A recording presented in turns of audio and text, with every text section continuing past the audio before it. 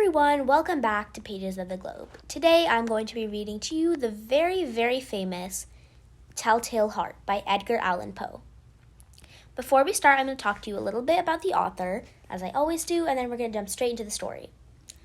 So we've talked about Edgar Allan Poe a lot on this, so if you want to go ahead and skip through it, you can, but Edgar Allan Poe was born on January 19th, 1809, and he died on October 7th, 1849. He was an American writer, poet, editor, and literary critic who was best known for his poetry and short stories, particularly his tales of mystery and the macabre. He is widely regarded as the central figure of Romanticism in the United States and of American literature. He was one of the country's earliest practitioners of the short story and is considered the inventor of the detective fiction genre, as well as a significant contributor to the emerging genre of science fiction. He is the first well-known American writer to earn a living through writing alone, but it did result in a financially difficult life and career. He was born in Boston, and his parents were both actors, but his father abandoned the family in 1810, and his mother died the following year. Soon he was taken by John and Frances Allan in Virginia, and he was with them well into young adulthood. He attended the University of Virginia, but left after a year due to a lack of money. Now, in 1827, he enlisted in the United States Army under an assumed name and published his first collection, Tamerlane and Other Poems, credited only to a Bostonian. Poe later failed as an office cadet at West Point and declared a firm wish to be a poet and writer. Poe switched his focus to prose and spent the next several years working for literary journals soon after and periodicals, becoming known for his own style of literary criticism. His work forced him to move among several cities, including Baltimore, Philadelphia, and New York City. In 1836, he married his 13-year-old cousin, Virginia Clem, but she died of tuberculosis in 1847. In January 1845, he published his poem, The Raven, to instant success, which we have also read on this channel before. He planned for years to produce his own journal, The Pen, later renamed The Stylus, but before it could be produced, he died in Baltimore on October 7, 1849, aged 40, under mysterious circumstances. The cause of his death remains unknown and has been variously attributed to many causes including disease, alcoholism, substance abuse, and suicide. Poe and his works influenced literature around the world as well as specialized fields such as cosmology, cryptography, and he and his work have appeared in popular culture, in literary, music, films, and television. A number of his homes are dedicated museums. The Mystery Writers of America present an annual Edgar Award for distinguished work in the mystery genre.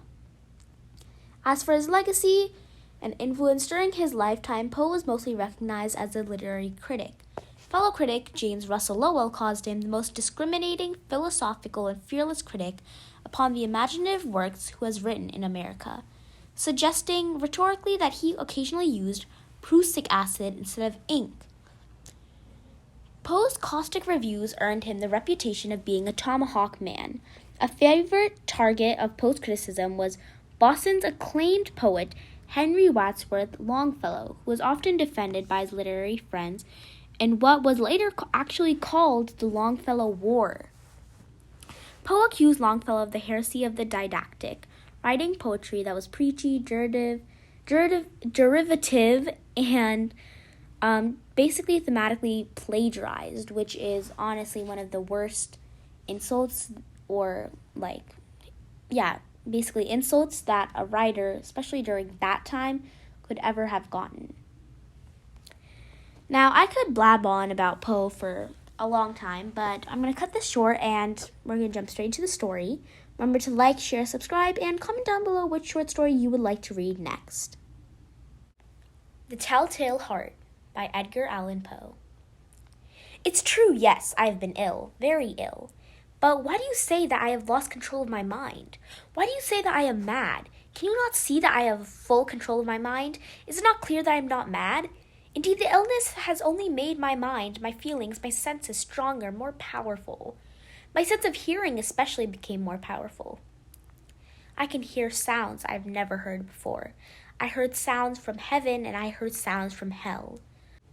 Listen, listen, and I will tell you how it happened. You will see, you will hear how healthy my mind did. It is impossible to say how the idea first entered my head. There was no reason for what I did. I did not hate the old man. I even loved him. He had never hurt me. I did not want his money. I think it was his eye. His eye was like the eye of a vulture, the eye of one of those terrible birds who watch and wait until an animal dies and then falls upon the dead body and pulls it to pieces to eat it. When the old man looked at me with his vulture eye, a cold feeling went up and down my back. Even my blood became cold. And so I finally decided I had to kill the old man and close that eye forever. So you think I'm mad? A madman cannot plan, but you should have seen me. During all of that week, I was as friendly to the old man as I could be, and warm and loving. Every night, about 12 o'clock, I slowly opened his door, and when the door opened wide enough, I put my hand in, and then my head. In my hand, I held a light covered with a cloth so that no light showed, and I stood there quietly. Then carefully I lifted the cloth just a little, so that a single thin, small light fell across that eye. For 7 nights I did this, 7 long nights, every night at midnight. Always the eye was closed, so it was impossible for me to do the work. For it was not the old man I felt I had to kill, it was the eye, his evil eye. And every morning I went to his room, and with a warm, friendly voice I asked him how he had slept. He could not guess that at every night, just at 12, I looked in at him as he slept. The 8th night I was more than usually careful as I opened the door. The hands of the clock moved more quickly than did my hand. Never before had I felt so strongly my own power. I was now sure of success. The old man was lying there, not dreaming that I was at his door. Suddenly, he moved in his bed. You may think I became afraid, but no. The darkness in his room was thick and black. I knew he could not see the opening of the door. I continued to push through the door, slowly and softly. I put in my hand with the covered light. Suddenly, the old man sat up straight in the bed and cried, "Who's there?" I stood quite still. For a whole hour I did not move, nor did I hear him lie down in his bed. He just sat there listening. Then I heard a sound, a low cry of fear which escaped from the old man. Now I knew he was sitting up in his bed, filled with fear. I knew he knew I was there. He did not see me. He did not hear me. He felt me there. Now he knew that death was standing there. Slowly, little by little, I lifted the cloth until a small light escaped from it to fall upon that vulture eye. It was open, wide open, and my anger increased as it looked straight at me. I could not see the old man's face, only that eye, that hard blue eye, and the blood in my body became like ice. Have I not told you that my hearing became unusually strong? Now I could hear that quick, low, soft sound, like the sound of a clock heard through a wall. It was the beating of the old man's heart. I tried to stand quietly, but the sound grew louder. The old man's fear must have been great indeed. As the sound grew louder, my anger became greater and more painful. But it was more than anger. In the quiet night, in the dark silence of the bedroom, my anger became fear, for the heart was beating so loudly that I was sure someone must hear.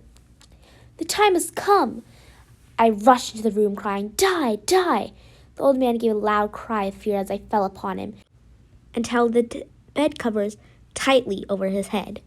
Still, his heart was beating, but I smiled, as I felt that success was near. For many minutes the heart continued to beat, but at last the beating stopped. The old man was dead. I took away the bed covers and held my ear over his heart. There was no sound. Yes, he was dead, dead as a stone. His eye would trouble me no more. So I am mad, you say? You should have seen how careful I was to put the body where no one could find it. First I cut off the head, then the arms and legs. I was careful not to let a single drop of blood fall on the floor. I put up 3 of the boards that formed the floor, and then put the pieces of the body there. Then I put the boards down again, carefully, so carefully that no human eye could see that they had been moved. After I finished this work, I heard that someone was at the door. It was now 4 o'clock in the morning, but still dark. I had no fear, however, as I went down to open the door. 3 men were at the door, 3 officers of the police. One of the neighbors had heard the old man's cry and had called the police. These 3 had come to ask questions to search the house. I asked the policeman to come in. The cry, I said, was my own in a dream. The old man, I said, was away. He had gone to visit a friend in the country. I took them through the whole house, telling them to search well. I led them finally into the old man's bedroom. As if playing a game with them, I asked them to sit down and talk for a while. My easy, quiet manner made the policemen believe my story, so they sat talking to me in a friendly way. But although I answered the same way, I soon wished they would go. My head hurt and there was a strange sound in my ears. As I talked more and faster, the sound became clearer. And still they sat and talked. Suddenly, I knew the sound was not in my ears. It was not just inside my head. At that moment, I must have become quite white. I still talked faster, louder. That sound, too, became louder. It was a quick, low, soft sound, like the sound of a clock heard through the wall, a sound I knew well. Louder it became and louder. Why did the men not go? Louder and louder. I stood up and walked quickly around the room. I pushed my chair across the floor to make no more noise, to cover that terrible sound. I talked even louder, and still the men sat and talked and smiled. Was it possible they could hear it? No, they heard. I was certain of it. They knew. Now it was they who were playing a game with me. I was suffering more than I could bear from their smiles and from that sound. Louder and louder and louder. Suddenly I could bear it no longer. I pointed at the boards and cried, Yes, I killed him. Pull up the boards and you shall see I killed him. But why does his heart not stop beating? Why does it not stop? The end. All right, so that was The Telltale Heart by Edgar Allan Poe. Before we start, I'm going to give you a quick overview of the story, and then we're going to jump straight into the analysis. So, an unnamed narrator opens the story by addressing the reader and claiming that he is nervous but not mad. He says he's going to tell a story in which he will defend his sanity, yet confess to having killed an old man. His motivation was neither passion nor desire for money, but rather a fear of the old man's pale blue eye. Again, he insists that he's not crazy because of his cool and measured actions, though criminal are not those of a madman. Every night, he secretly goes into the old man's apartment and observes him. In the morning, he behaves as if everything is normal. After a week of this activity, the narrator decides somewhat randomly that the time is right to actually kill the old man. When he arrives late on the 8th night, though, the old man actually wakes up and cries out. The narrator remains still and stalks him as he sits awakened and frightened. Soon the narrator hears a dull pounding that he interprets to be the old man's terrified heartbeat. Worried that the neighbor might hear the loud thumping, he attacks and kills him. He then dismembers the body and hides the pieces below the floorboards in the bedroom. He is careful to not leave even a drop of blood on the floor. As he finishes his job, a clock strikes the hour of 4. At the same time, the narrator hears a knock on the street door. The police have been called by a neighbor who heard the old man shriek. Now, the narrator is very careful. He doesn't say anything. He doesn't do anything to the police. He just allows them in, and he just appears to be chatty and normal. And he does not act suspicious at all. Now, at one point, they go into the old man's apartment, and the narrator starts to hear the low sound of the old man's heartbeat. He panics, believing that the policeman must also hear the sound and know his guilt. Driven mad by the idea that they are mocking his agony with their pleasant chatter, he confesses to the crime and shrieks at the men to rip up the floorboards. So he basically, in the end, just gives away his own crime. Poe uses his words economically in The Telltale Heart. It is one of his shortest stories to provide a study of paranoia and mental deterioration. Poe strips the story of excess detail as a way to heighten the murderer's obsession with specific and unadorned entities, the old man's eye, the heartbeat, and his own claimed sanity. Poe's economic style has and pointed language thus contributes to the narrative content, and perhaps this association of form and content truly exemplifies paranoia. Even Poe himself, like the beating heart, is complicit in the plot to catch the narrator in his evil game. As a study in paranoia, the story illuminates the psychological contradictions that contribute to the murderous profile. For example, the narrator admits in the first sentence being dreadfully nervous, yet he is unable to comprehend why he should be thought mad. He articulates his self-defense against the madness in terms of heightened sensory capacity, unlike the similarly nervous and hypersensitive Roderick Usher in The Fall of the House of Usher, who admits that he feels mentally unwell. The narrator of The Telltale Heart views his hypersensitivity as proof of his sanity, not a symptom of madness. Another contradiction central to the story involves the tension between the narrator's capacities for love and hate. Poe explores here a psychological mystery that people sometimes need to harm those whom they love or need in their lives. Poe examines this paradox half a century before Sigmund Freud made it a leading concept in his theories of the mind. Poe's narrator loves the old man. He's not greedy for the old man's wealth, nor vengeful because of any slight. The narrator thus eliminates motives that might normally inspire such a violent murder. As he proclaims his own sanity, the narrator fixates on the old man's vulture eye. He reduces the man to the pale blue of his eye in obsession fashion. He wants to separate the man from his evil eye, and so he can spare the man and the burden of his guilt that he attributes to the eye itself. The narrator fails to see that the eye is the part of the I of the old man, an inherent part of his identity that cannot be isolated. The narrator perversely imagines. Before we end off, I do want to talk about something that I kind of noticed while we were watching this. Many of you may have watched the Pale Blue Eye movie on Netflix, which does include Edgar Allan Poe in there. And something that you might be interested to know is that the reason it was even called The Pale Blue Eye was inspired by The Telltale Heart. If you haven't watched it, you can go ahead, and if you especially like mystery, psychological thrillers.